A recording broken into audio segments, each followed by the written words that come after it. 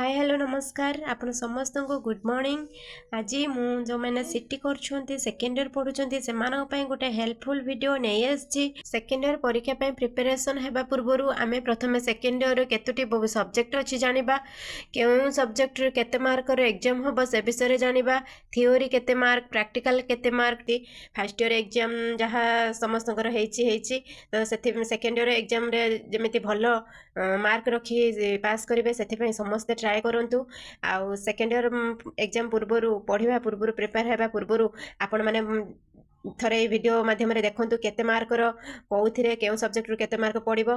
से विषय आपण आगे पढ़ु बुझंतु जानतु सिलेबसटा कौन केते मार्क पड़ो केते इंटरनल केते मार्क एक्सटर्नल केते मार्क टोटल थियोरी केते मार्क टीचिंग मार्क केते मार्क आमर प्रैक्टिकल केते मार्क तो से विषय में आपण मानक गोटे चार्ट माध्यम नहीं आसी। देखो आमर सेकेंड इयर पेपर हूँ 6टी paper FC1 FC3 FC2 PC3 PC5 PC6 आमर बहीर नाम हूँ FC1 बा प्रारंभिक शिक्षार सांप्रतिक स्थिति और समस्या FC3 पाठ्यक्रम योजना और परिचालना PC2 English language learning at elementary level PC3 गणित शिक्षण और शिक्षादान PC5 विषय हूँ सामाजिक विज्ञान शिक्षण और शिक्षादान PC6 आमर एटा थिला हिंदी आमर फर्स्ट इयर एग्जाम देचु एबे सेकेंड इयर अच्छी संस्कृत भाषा शिक्षण और शिक्षादान आमर जो FC1 टा टोटल 100 मार्क एक्सटर्नल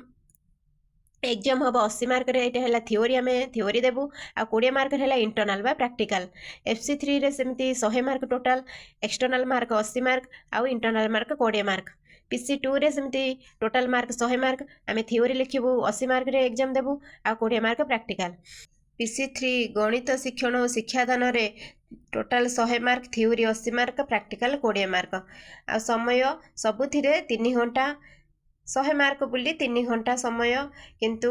आमर शेष विषय जो संस्कृत भाषा शिक्षण शिक्षादान से 50 मार्क टोटल मार्क तो आम थियोरी दबा 40 मार्क आ प्रैक्टिकल दबा 10 मार्क से तार समय हूँ 2 घंटा है ये गोटे अच्छे PC5 सामाजिक विज्ञान शिक्षण और शिक्षादान यार total mark 100 mark theory exam हम 80 मार्क रे प्रैक्टिकल एग्जाम हम 20 मार्क रे आम टोटाल सेकेंड इयर परीक्षा देवा 700 मार्क फर्स्ट इयर एग्जाम देते 650 मार्क आमर फर्स्ट इयर एग्जाम 650 रु आमर जिते भी मार्क सिक्योर कर आम चेष्टा करवा जमी सेकेंड इयर अधिक रखापी भल मार्क रखापी आम सेकेंड इयर 700 मार्क एग्जाम देवा आम first year second year total mark मिसी 1350 आम 1350 रु निहाती आम जदि चेष्टा करवा एबेठू प्रिपेयर हेबा आम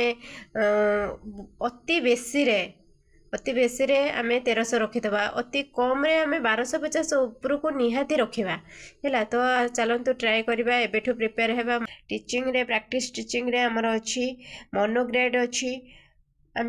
सेकेंड इयर मोनोग्रेड दबा मैथमेटिक्स और सोशल साइंस और इंग्लिश रे आम 50 मार्क मोनोग्रेड टीचिंग दबा आउ मल्टीग्रेड टीचिंग दबा जेकोसी 2टी सब्जेक्ट कंबाइन करके आम मल्टीग्रेड रे टीचिंग दबा सेटा होची 50 मार्क ता टाइम होची 45 मिनिट आ गोटे आमर एथर सेकेंड इयर होची प्रोजेक्ट ऑन एक्शन रिसर्च सेटा होची 50 मार्क आम स्कूल को जिबा गोटे पिलार एक्शन